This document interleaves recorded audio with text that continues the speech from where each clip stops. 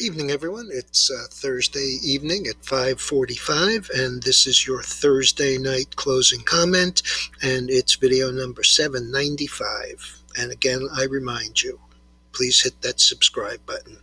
Okay, today was kind of a strange day. We had a great deal of information come out this morning. As you know, we've already gone over it, but I'll just go over it again really quickly. Initial claims 385 down 20,000. Continuing claims 3,771 up 169,000. First quarter productivity 5.4%. First quarter labor costs up 1.7%, and the ADP number came in a little later than expected at plus 579,000. We also had a great deal of interest in the meme stocks, specifically AMC and BlackBerry, which, by the way, added over 1 billion shares of volume for the second day in a row. The Dow, based on that information and all of that news, actually opened down and was down 256 at the low. It came all the way back and actually went positive right before the close, before fading again and closing down just 23.34 or 0.7%. Advanced declines were negative 1.3 to 1 over on the NASDAQ, which was down over 200. It didn't make it anywhere near all the way back and finished as the big loser of the day, down 141.82 with advanced declines there of 1.5 to 1. S&P was down over 30. It came back halfway and finished down 15.27. The Russell down 18.59, and yesterday's big loser, the transports, also down today 74.59 on top of yesterday's 250. As I mentioned, AMC traded 77 pre-market, had a low during the day of 37.66, and the last looks like 47, down 15.55 or about 25%.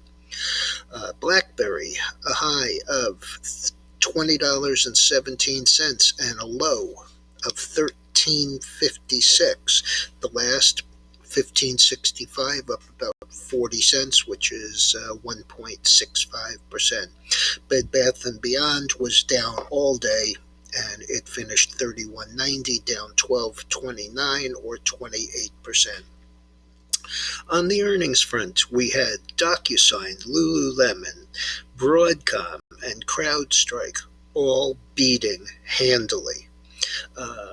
DocuSign 204.01 up 9.26 or 4.7%. Lululemon, which closed 317.36, down 83 cents, had an aftermarket range of 315 on the low, 332 on the high, and the last being 319.44, up $2.08, just about 0.75%.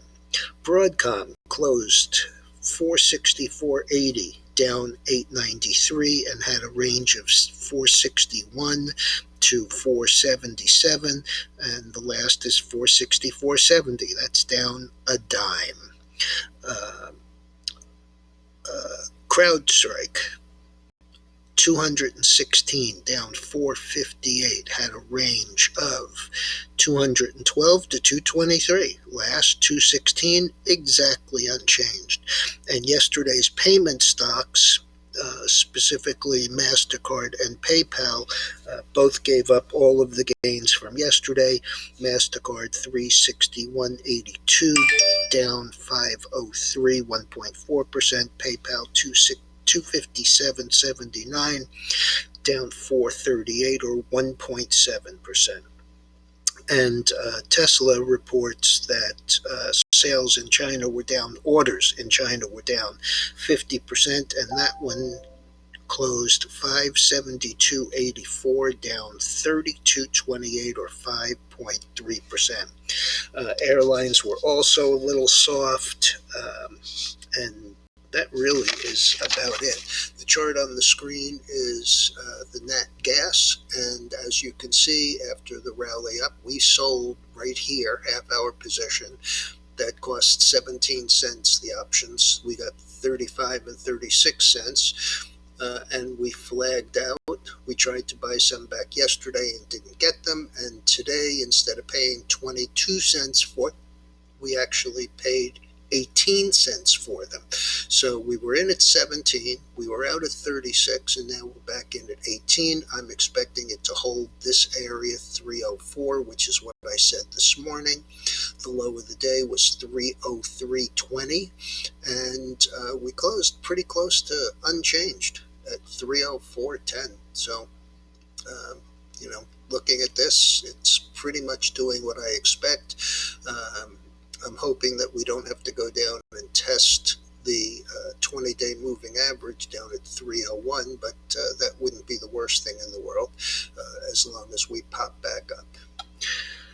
Gold was down hard. I mentioned it first thing this morning. I mentioned it yesterday at the close and yesterday morning at the pre-open because I'm concerned about interest rates, which were up a little today, bonds down a little, but I was more concerned with the fact that yesterday was a quiet inside day, and that when we broke here, I said I thought we could get back into this 1860, 1870 area, and today's low was 1866.70, and it closed 1872.70, but pretty close to the low. What it also did, though, is hit that rising 20-day moving average. So we'll see if that helps it bounce tomorrow.